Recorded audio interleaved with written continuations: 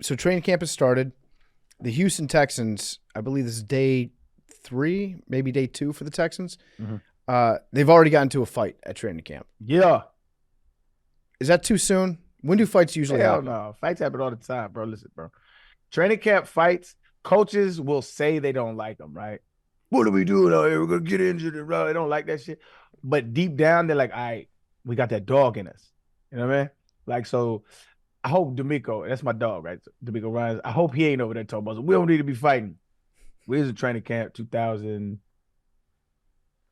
Was it 2009? It might have been 2009, 2010. And I think we had New Orleans practice. We was practicing against New Orleans. We wasn't in 20 minutes into the practice. Miko started some shit with who was that? Who was that tight end with the long white Jeremy hair? Shockey. Jeremy Shockey. Yeah. Yeah. Yeah, that was a fight. He popped that shit off right away. And that set the tone for the for the squad. Like, yo, we out here. Let's go. And then it just got, you grow like that.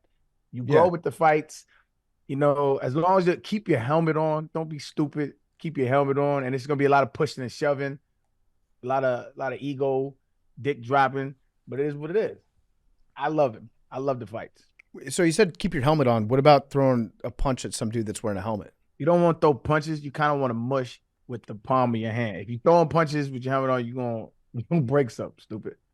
So So you do like, like you do the palm mush, but yeah, I've seen it where you pop them real good, like yeah, right under the chin of the face yeah, mask, yeah, and it yeah, spins their head around real yeah. quick. You get in there. You get in there. Yeah, you can throw a couple of rib shots too. That's cool. I like that. Yeah, but it, Yeah. it brought you guys together having that experience. But that was against the other team. From my experience, well, yeah, that's what I'm saying. Infighting is the same. It's the same vibe, and you'll get it a lot like when you do offense versus defense. Offense versus defense, it gets real chippy, especially like when the pads first come on. It gets real because everybody antsy, you know what I'm saying? Except for Yeah. quarterbacks because they play a different position and kickers aren't really on the team. And so everybody else, you get those butterflies, you get all excited, like, yo, we about to go to, you know what I'm saying? We about to go to war. Yeah. I think people forget about that aspect of football a lot. It's you have to prepare yourself to be fucking psycho. You know what I mean? You have to mentally prepare yourself to get into the mindset of like, I'm gonna go hurt another man Mm-hmm. that trains all year to try to hurt me. You know what I mean? That's a Mm-hmm. wild concept, but it's something that mentally you have to prepare yourself for. And so when egos collide, it gets chippy. It is what it is. Yeah, it's an interesting phenomenon because I think a lot of times, like you said, it'll either be uh the joint practices where the teams kind of like solidify around each other, circle the wagons. These are my guys. These are who I ride with. Or like you said, offense versus defense. Mm-hmm. Has it ever gotten to the point where, like, as after training camp's over, and the offense and the defense has been going at each other for like a month? Has there ever been a situation where the locker room is very much divided along those lines, where it's like you don't feel as close to the defense as you do to the offense? It's almost like you come from two separate backgrounds. I've never experienced that. In all my football career, it's super contentious during training camp. And then once you play somebody else, that's kind of like it brings it all together. It's kind of like family infighting. I don't know if you ever had, like fights with your family. I can Mm-hmm. call my family all the names in the world. I can say whatever I want to, but you can't say shit about my family. Because once you do, like I'm ready to go to war. You know what I'm saying? Like it's Mm-hmm. that vibe. And so it's always, I'm sure it's happened in the past on some teams, but I've never experienced it. But that's more of like a personal vendetta thing, where like guys really don't like each other and like on some personal shit that don't got nothing to do with football.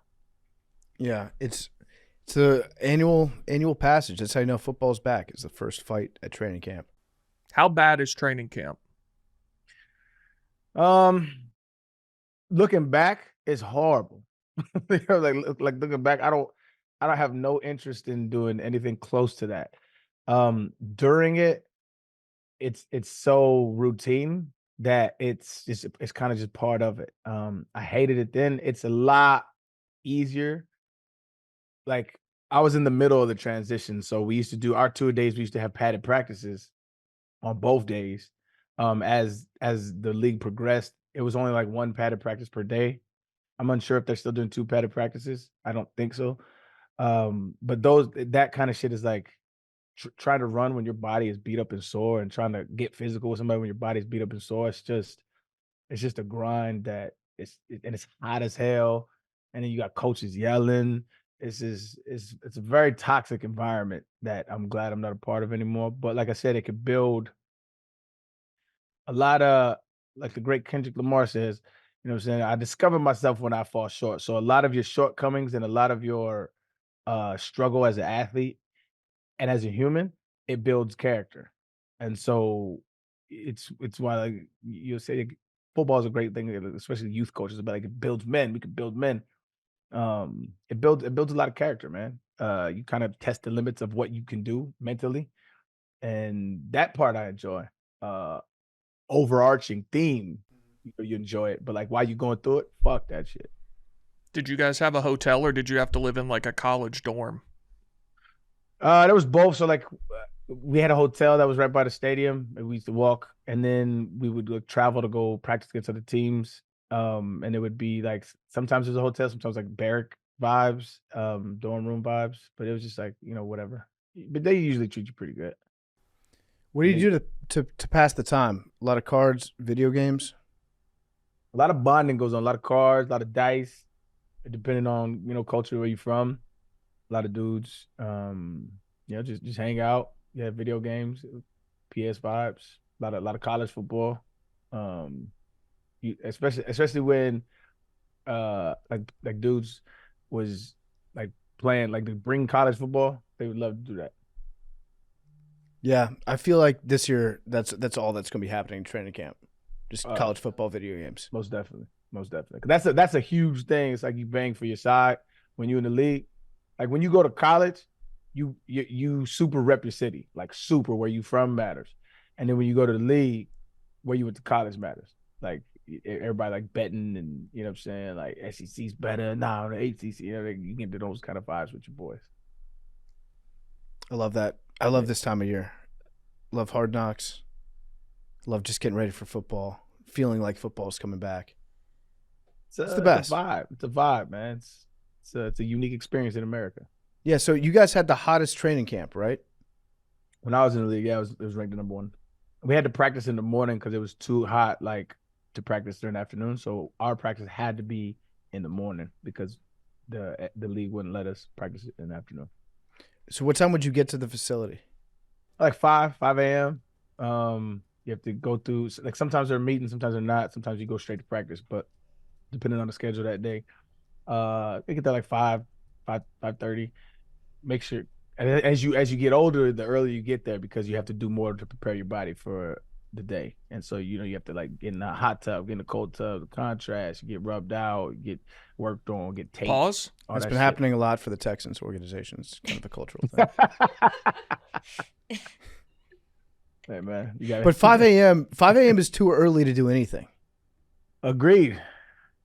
That's why you hear they invented this good stuff called coffee. Yeah.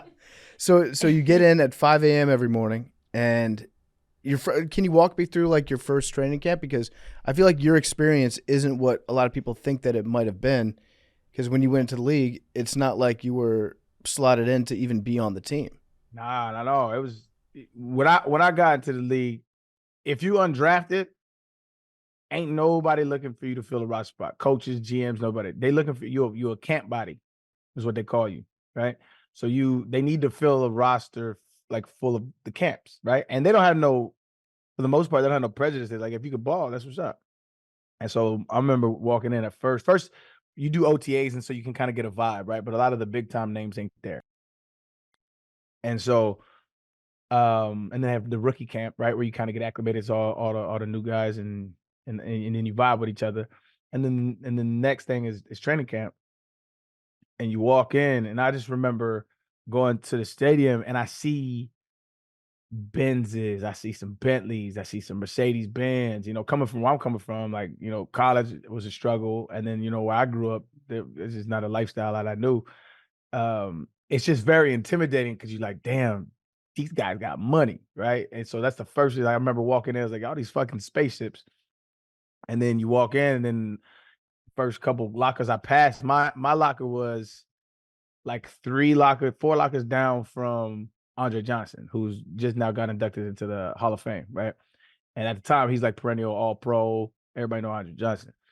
And it's just intimidating as shit. He walk in, he don't speak at all, ever. And so as a rookie, he not gonna just talk to you like that. And so I like a couple lockers down. And then rest in peace. I was locking right. My locker was right by Jacoby Jones, who just recently passed. He was cool. And he kind of like, showing me the ropes. Hey, Rook, go do this. Hey, Rook, do that. And as you kind of go along, you get a feel. I'm very quiet when I walk in. And then I remember walking onto the field finally on the first day. It's just intimidating. You see D'Amico Ryans, Pro Bowler, Mario Williams, Pro Bowler. You see Andre Johnson, Pro Bowler.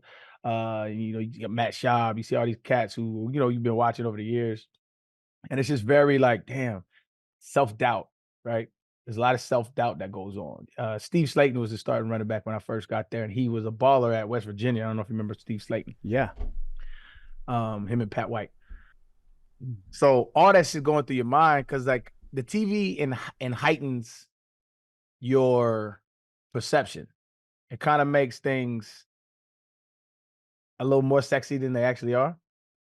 And so when you're seeing all these cats that you are aware of, you start to doubt. Well, I did anyway. I started to doubt myself. But as soon as I got the ball in my hands, it's like, oh, I do this. You know what I mean? I do this. And then you go out throughout the day, and it was like, and then I just convinced myself, dog, like they put their pants on one leg at a time, just like I do. They ain't magic, they ain't Superman. So if they better than me, they're gonna have to show me. And I ran with that narrative, and over time, it proved to be a good narrative to run with. But it's a very intimidating process at first. Coach is yelling, you just a rookie, you got to prove yourself all over again.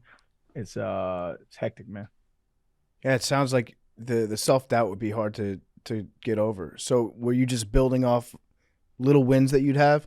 Or you'd have a good rep? That's another little building block of confidence. Coach gives you a word of encouragement. That's another little building block. Well, you don't get much words of encouragement as a rook, but the one thing I did that I think separated me from a lot of my peers, because one thing that pissed me off was like I'll see an undrafted dude who I bonded with because the first round was like our first rounder was Brian Cushing, and then we had our second round was Connor Barwin. They're millionaires just by stepping up on the thing, right? So you don't really relate to them in that sense. You do because they're rookies, but they're going to be there, right? They paid them $1 million. They're going to be on the team. We're all vying for a spot. We banging for spots.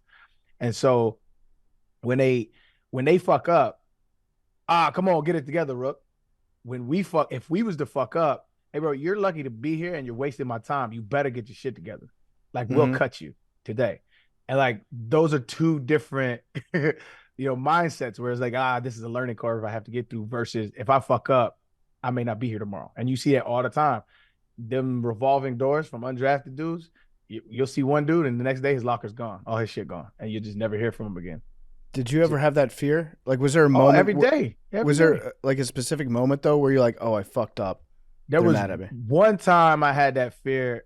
I had a lot of irrational confidence, but this is where my confidence came out. I'll show you what the fear is. This is my confidence came on. What I was about to say is what I did that was a lot different than my peers was like, I was like, I know how coaches think.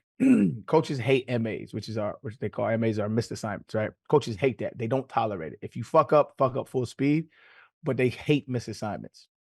And I know how coaches think as far as like they're super horny about their systems. They all think they're geniuses. They all think they have the magic playbook. And so it's like, okay, if I'm gonna fuck up,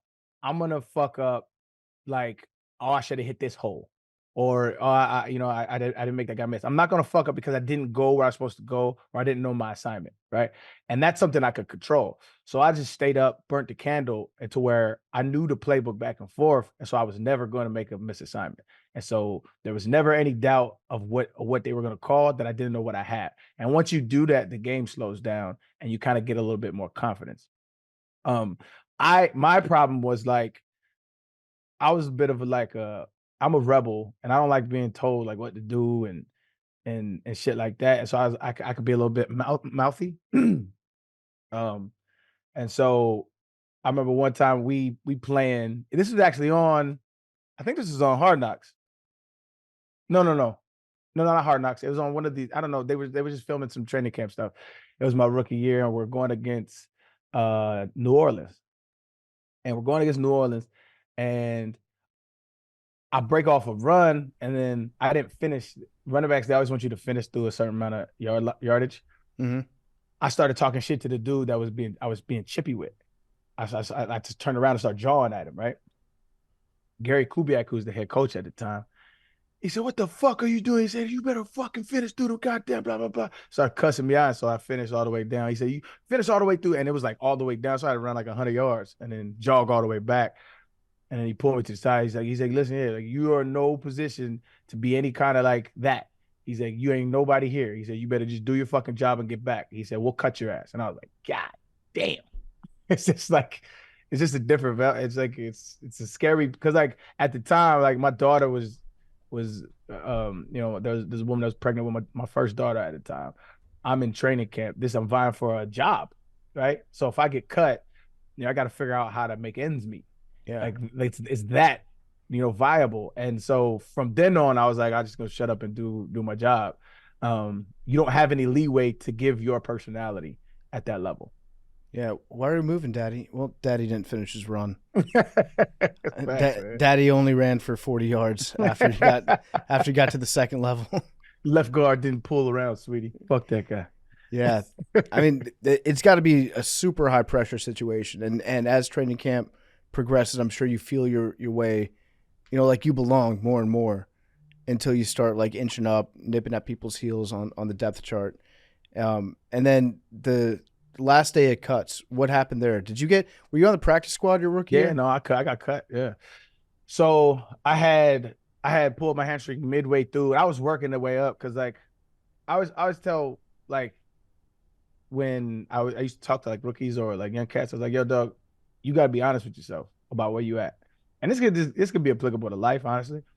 Is you have to be honest with where you at. A lot of us have dreams and goals and ambitions, and we start from there rather than from where we at, right? So where you at? Why do they have these cats above you in the depth chart, right? Well, this guy does this better. This guy does this better. This guy does this better. Be honest with yourself. Don't lie to yourself. And once I realized that, I was able to work on those things that I think they thought they were better than me at. And I slowly, like you said, slowly started to chip away at that perception of why they think they're better at that specific thing than me. Mm-hmm. So they were keeping this older cat on it because he could block. Like, okay, well, you're not gonna block better than me because block is all will. A little bit of technique, but it's all will. And so I'm going against our number one draft pick, Brian Cushion, who I banged with him in the Senior Bowl too. And it's just he's going full speed trying to murder all the running backs, right? He's trying to run through everybody, right? And I'm like, well, here it is, let's go. And so I stuck him, right? Stuck him, and that gives like, okay, Rook, yeah. But nobody else want to do that. Steve Slayton didn't want to do that, the starter, and Chris Brown got ran through. And so that was my thing, was like everything that you have a dude that you think is better than me, I'm gonna be better than him at that. Mm-hmm. And so after a while, my mindset was I'm gonna do something every single day to make them feel me. I was talking about the coaches. Like, you're gonna have to turn on this film and be like, yeah, I can't ignore that. That was nice. Can't ignore that. That was dope. And so that's what happened over time. Then I ended up I had to pull up my hamstring and they tried to rush me back. They was like, you're gonna get cut if you don't come back. And I'm like, I can't run. And so I ended up coming back for the last preseason game, and it just wasn't full speed, and I couldn't do the things I know I could. And they ended up cutting me, but they saw the potential, so they kept me on practice squad. And I'll never forget my dude named Tutan Reyes. Tutan Reyes, we were all in line they cut him, but we were all in line to like go talk to the GM. Like, because if you got like, yo, bring your playbook, you either gonna get cut or put on practice squad. And so he's sitting there, and I was like, and it tells you what they're gonna do, what they want to do with you, right? And I was like sitting there pissed. He's like, are they gonna let you go? Or I was like, they're gonna put me on P squad. And I'm destroyed because I'm like, I think my career is over. He's like, look, dog, that's the best thing that could ever happen to you. I was like, why? He's like, man, you can sit here, you can develop. Everybody know you got talent. Like, you can sit here and actually work on your craft, dog. He's like, do not hang your head. He said, go to work. He's like, go to work, young man. He was like 8 years in at the time. He's like, trust me, bro, this is the best thing in the world. And at the time, I was like, whatever, dog, old ass nigga. That's what I was thinking. Put me on P squad, and ended up being the best thing that ever happened to me. Was he getting cut or going on practice squad? He was getting cut. He was a vet. I think it's like 10 years in or something like that. He was probably pissed at you. No. He was at that stage when you 8 years in the league, you've seen so many dudes get cut and go, and you've been cut and go. You're numb to the process. You like, this is part of it. It is what it is. Like, a lot of the times them cats, they're not 100% sure or that they make the right decision, and you're like, yeah, you know what I mean, or they know, like, yeah, the dude was better. He beat me out. It is what it is. Like, so he was not man. He was like an OG. Like, put his hand around me, like, dog, trust me, bro, you gonna be all right. And to this day, I know I let him know that, like, I appreciate that, because those little kind of things, like, is what sticks to you, like. And so, I got cut, got put on P Squad, and listen, P Squad checks was more money than I ever seen in my life. I was getting was like $4,000 a week. I was like, shit, this is great. This is a great life. I go here, practice 3 days a week, work out. I'm like, I'm set. But I had made up my mind. I was like, my running back coach came up to me. I'm getting long winded. Let me know to stop, bro. This is coffee. Yeah. Yeah. Yeah.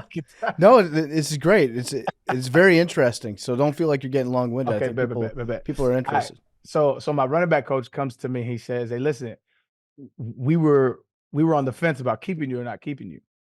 He's like, "We decided to go with the older guy, but you're right there." He said, "Don't slouch on the practice squad." He said, "Make them feel you." And I was like, "Bro, say less." And so every day, and this is where I developed a really large skill set, because the motto in the NFL is the more you can do. And so on practice squad, your job is to give the defense the looks that they're going against. So if they have a big time running back, I was the best athlete on the practice squad. So if they have a big time running back, I wear that jersey. And they say, yo, emulate this, do that, right? When we're doing if they have like a big time tight end, it's like, okay, Aaron, you play tight end. So now I'm playing running back. I'm running routes against our first team defense. I'm playing receiver. I'm playing slot. They even had me play defense. They had me play defense. So I was Troy Polamalu, right? Aaron, pause real quick, because Jerry's going to sit down with us. Okay. He's going to talk a little bit about cyber stuff, and he'll join us for the coffee discussion too. But since you just started talking about Troy Polamalu, I want to make sure that Jerry could hear it. Oh, hell yeah. Yeah. Love this. So Aaron's talking about his first experience. He's also had caffeine for the first time in his life. So First time? Yeah. It's like that. I've had caffeine, but it's like this is my first coffee cup. Like, he's never had a cup of coffee. Oh, he never had like a cup of coffee. Never had a cup of coffee before. Wow. So he's talking to us about his experience in training camp. Oh, I love this. He went in as an undrafted rookie because he was too soft to run the 40-yard dash fast. Okay, when he was doing his pro day. Yeah, I was going to tell you, I was looking up how long you were on practice squad. Don't read the pre-draft portion of your Wikipedia page. It's rough. Oh, that's the reason why I'm a multimillionaire. I read that shit. I ate that shit up. Yeah. Love that. So he gets into camp. He's undrafted. He works his way up. Every day he thinks he might get cut. Eventually people start to notice him. And then at the end of camp, they put him on practice squad. So now he's talking about his mentality on practice squad, how he went from there to get a job. Love it. Yeah, so I was just saying how, like, when you're on P squad and what your job is to give the defense, as an offense player, your job is to give the defense the looks of the offense that they're going against, right? So if they have like a big time running back, they put me at running back. They have a big time receiver. I was at receiver, trying to, give the look to our DBs, tight end, slot, whatever the case may be. And even because they recognize that athleticism, and they was like, okay, come beat Troy Polamalu. So I had a jersey on as Troy Polamalu, and they was like, just have no, because like they'll give you cards, right? They have these cards that they set up. All right, against this play, we want to see this look, right? And so Troy Polamalu is a safety, right? And so they know by watching film, Troy Polamalu does not give a fuck what the call is. He does whatever he wants to do, right? And it works a lot, and sometimes he gets burnt, but like, he's a Hall of Famer for a reason. And so instead of like, if they're in cover two, they was like, okay, if it's cover two, do whatever you want to do. Do whatever you want to do. I was like, so I could like blitz the A gap. They said, line up in the A gap. Doesn't matter, because that's what Troy did. Troy was like, didn't matter what they was in. Troy did whatever he wanted to do, and he had that freedom. And so as I'm doing that, they recognizing the athleticism, and like so I started to get in fights with. I remember D'Amico Ryans. He was like, hey Rook. I might have told the story before, but like I had cut him up on defense, and it was like, hey Rook, we just trying to get a look, man. Slow your ass down. I was like, are you gonna feed my daughter? I was like, all right. I kept it pushing, and so much so it's like, yo, he's cutting up on offense, he's cutting on defense, he's doing his thing on special teams looks. He's like, we got to get him up somehow, some way. They pulled me up like midway through the season. They're like, you can just go do special teams. I said, bet. I was like, and my mentality was, I'm gonna be the best special teams player that you got. So much so as a dude I went to college with came. I played like 3 or 4 games, right? Maybe like no, it was like 5 games. And I was on punt return, kickoff, I was on all special teams. I did it all. And the dude came up to me, he's like, hey man, keep grinding. Our coach was like, yo, this is they special teams guru. So they was calling me a special teams guru on the other team. And I'd never played special teams ever because I was always the starter in every place that I ever went. I feel like guru is a term that's used almost exclusively for special teams, right? Yeah, you can't be an offensive guru unless you're a coach. Offense coordinator. A coach can be a guru, but for a player, yeah, it's got special teams. That's the only thing you can be a guru. I started balling out special teams, and then one of the running backs had gotten hurt, and they were like, all right, man, we know what you can do. We're going to give you a shot. There's a cool little story like that, but I feel like I'm talking too much. So long story short, we ended up playing we played Miami and St. Louis, and I started on both those games. I had like 100 yards in both games. And then Miami and New England actually. And we beat New England last game, and they played all their starters. It was the coolest shit. I thought it was the coolest shit in the world because I scored the game-winning touchdown against the Patriots. And I watched the TV cast back, and it was me scoring, and then they cut to Tom Brady, and then they cut to me. And like just as a kid, like knowing who Tom Brady was, and you know, I helped beat him. Like it was just one of those. Okay, this is crazy. I'm here. That's cool. Yeah, it's dope. Cool. It's a dope moment for myself and my family. It's a good story. Yeah, go ahead. I was just gonna say I love hearing stories of guys that had to scrap and fight to make a team out of college. Like we've talked to Will Compton about it and everything that he had to do as a linebacker to, you know, stay up all night, make sure kind of what you were talking about with assignments. Like you have to know the playbook as good as the coach knows it because you can't afford to be out of position. Mm-hmm. That's the first thing that they'll look at and be like, oh, this guy can't retain information. Yep. And but just the first rounders will fuck up on a daily. And it's like, hey man, you got to get this right. They be holding their hands, dog. And then the other cats would be like, hey bro, if you fuck up again, I don't even want to see you today. Just go take your shit off. Like they do shit like that. And it's like, bro, god damn. So Jerry, there was some news that came out a couple days ago. I tagged you in it on Twitter, but I want to get your feedback because we haven't had a chance to talk about it. Yeah. There was a website, I believe it was Pro Football News. Mm-hmm. They did their ranking of like the 6 guys most likely to get cut, or like 6 big names that could be cut. Yeah. And Russie was number 1. Yeah, I don't understand that at all. I mean, they bought him in for no money. There's literally no reason to cut him. Even if he stinks, it doesn't cost you anything. Who's on a depth chart? Justin Fields. And then you also have the kid from John's Plumley or something. What's his name? John Reese Plumley. John Reese Plumley, yeah. So he's on the depth chart as well. Mason is not. Mason's in Tennessee now. Yeah, so he left. I gotta do a full reset on some of these moves that happened in the offseason. Yeah, but the Russie stuff I don't understand. I mean, also there was this. It's gonna be hard for me to find, but Russell Wilson had a better year than Jalen Hurts last year, and then they look at Jalen Hurts like, oh, this is a top 10 quarterback. This guy's incredible. By what metric did he have a better year? Touchdowns, interceptions. Also, I think completions, stuff like that. But overall, he had a better year than Jalen Hurts. And they look at Jalen Hurts like, oh, this guy's top 10. This guy's incredible.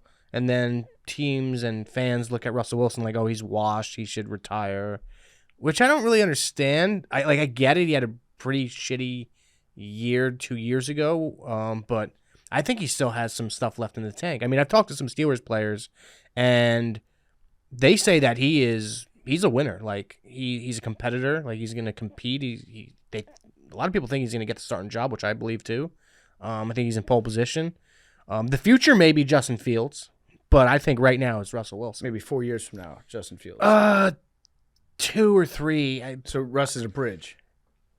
I think that's the way they've brought him in for, and the way they look at it. Yeah, but I mean, who knows? Like if Russell Wilson goes out and wins 11 games, wins a playoff game or 2, you're gonna pay him next year. I think Russell Wilson is brought in because they don't want to waste the rest of T.J. Watt's career.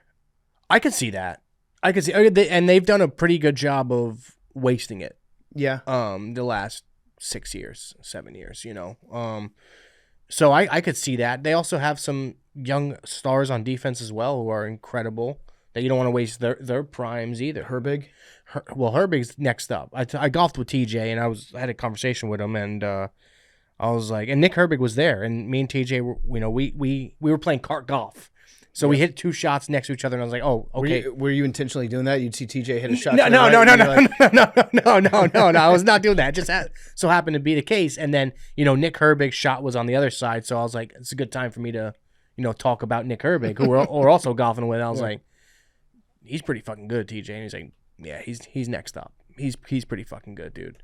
It's just crazy. I didn't understand these athletes. Like, dude, they watch everything they fucking eat. They weigh themselves like twice a day. Arian, did you used to do that stuff?